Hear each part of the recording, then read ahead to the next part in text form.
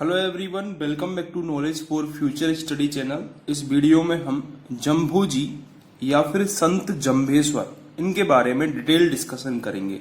अगर आप चैनल पर नए हो तो सब्सक्राइब जरूर कर दें। सबसे पहला जो क्वेश्चन आता है कि जम्भू जी का जन्म कहां पर हुआ था।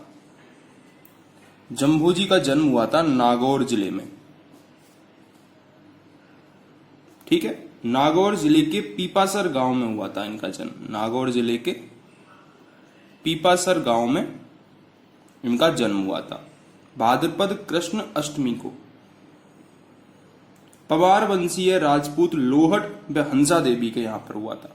जम्भू जी का जन्म नागौर जिले के पीपासर गांव में 1508 विक्रम संवत में कब हुआ था? भाद्रपद कृष्ण अष्टमी, भाद्रपद कृष्ण अष्टमी को। और पिता कौन थे इनके?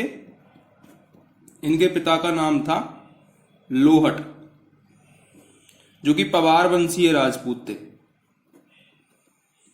पवार वंशीय राजपूत, ठीक है। और माता का नाम क्या था? माता का नाम था हंसा देवी। ठीक है, माता पिता का नाम जरूर याद रखना है, पूछ लेते हैं अक्सर एग्जाम में। सबसे इंपॉर्टेंट चीज, जम्भू जी और जसनाथ जी दोनों के ही गुरु कौन थे? दोनों के ही गुरु थे गोरखनाथ जी। ये क्वेश्चन बहुत ज्यादा इंपॉर्टेंट है। जम्भू जी के गुरु कौन थे? गोरखनाथ जी। इंपॉर्टेंट क्वेश्चन है, याद रखना है। इसके अलावा एक क्वेश्चन आता है कि जम्भू जी के उपनाम कौन कौन से थे। तो जम्भू जी के यदि उपनामों की बात करें तो जम्भू जी के उपनाम थे पर्यावरण वैज्ञानिक। पर्यावरण वैज्ञानिक, इन्होंने पर्यावरण पर बहुत चेतना फैलाई थी। पर्यावरण को बचाने पर, पेड़ पौधों को बचाने पर, जीव जंतुओं को बचाने पर, इसलिए पर्यावरण वैज्ञानिक कहते हैं इनको। इसके अलावा गूंगा व गहला कहते हैं। गूंगा व गहला, कम बोलते थे बहुत। ठीक है, मौन व्रत धारण कर रखा था और बहुत कम बोलते थे आवश्यकता अनुसार। इसके अलावा श्री कृष्ण का अवतार कहा जाता है इन्हें। श्री कृष्ण का अवतार कहा जाता है इन्हें। ठीक है, ये इनके प्रमुख नाम हैं जो कि आपको याद रखने हैं। अब इनके उपासना स्थल देख लेते हैं। उपनाम देख लिए, गुरु देख लिए गोरखनाथ जी, माता पिता देख लिए, जन्म कहां पर हुआ पीपासर नागौर में वो देख लिया। उपासना स्थल कहां पर है? जहां पर जन्म होता है लोक देवता का, वहां पर भी उपासना स्थल होता है। ठीक है, तो पीपासर नागौर में उपासना स्थल है एक। तो पीपासर नागौर में जम्बू जी की क्या रखी है? खड़ाऊ। खड़ाऊ जो पैरों में पहनी जाती है, खड़ाऊ की पूजा होती है पीपासर नागौर में। ठीक है, इसके अलावा एक फेमस जगह है तालवा मुकाम करके। तालवा मुकाम, ये कहां पर है? बीकानेर में है। तालवा मुकाम बीकानेर में। यहां पर टोपी की पूजा होती है। टोपी की पूजा होती है। ठीक है, एक जगह है जागुल। जागुल, ये भी बीकानेर में है। ये भी कहां पर है?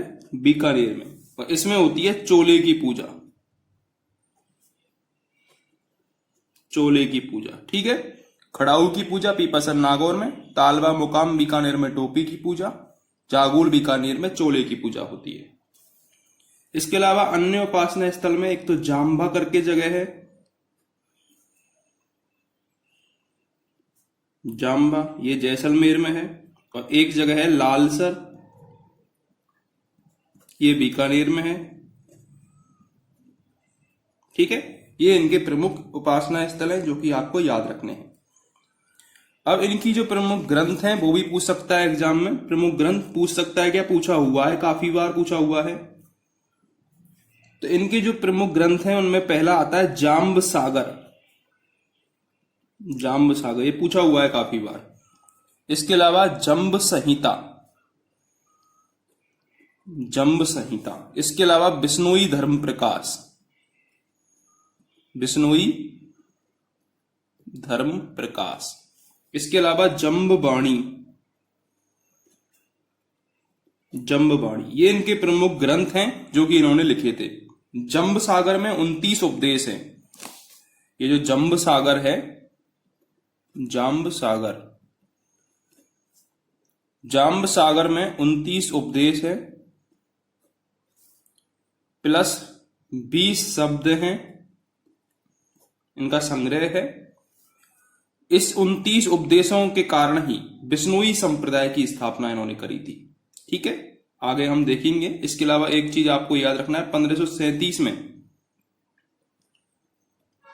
लालसर गांव में इनका निधन हो गया था। लालसर कहां पर है? जहां पर बीकानेर में इनका प्रमुख स्थान भी है एक, तो लालसर गांव में निधन हो गया। ठीक है, पूछ सकता है कि जम्बोजी का निधन कहां पर हुआ था? लालसर में। जन्म कहां हुआ था? पीपासन नागौर में।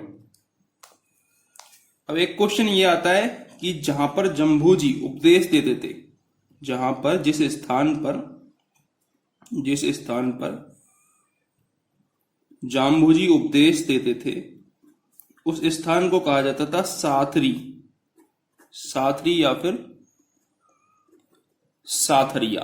ठीक है, जहां पर जम्बोजी उपदेश देते थे उस स्थान को साथरी या फिर साथरिया कहते थे। इंपॉर्टेंट क्वेश्चन है ये। ठीक है, अब चलते हैं बिश्नोई धर्म पर। ठीक है, जम्बोजी ने 1485 ईस्वी में बीकानेर में एक जगह है जो कि पूछी जाती है अक्सर एग्जाम में, संभ्रातल दोरा,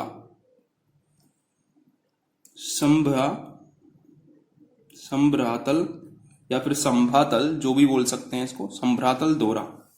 यहां पर बिश्नोई संप्रदाय की स्थापना करी, बिश्नोई संप्रदाय की स्थापना करी। क्यों न्यूज में रहता है बिश्नोई संप्रदाय?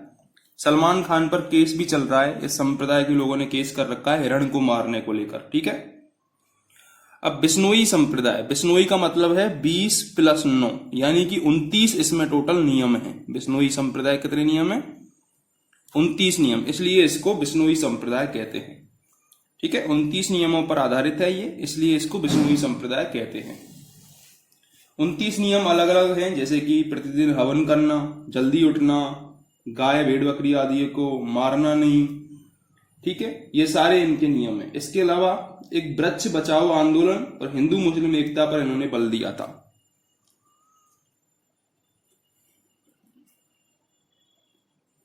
वृक्ष बचाओ आंदोलन, जो खेजड़ली का जो आंदोलन हुआ था जिसमें 363 लोग मर गए थे, वो भी इसी संप्रदाय से संबंधित था। वृक्ष बचाओ आंदोलन और हिंदू मुस्लिम एकता,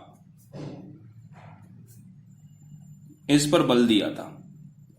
ठीक है, तो इतना जम्बोजी के बारे में आपको याद रखना है जो कि हमने इस वीडियो में देखा। अगर आपको वीडियो हेल्पफुल लगी हो तो चैनल को सब्सक्राइब जरूर करें, शेयर जरूर करें अपने दोस्तों के साथ।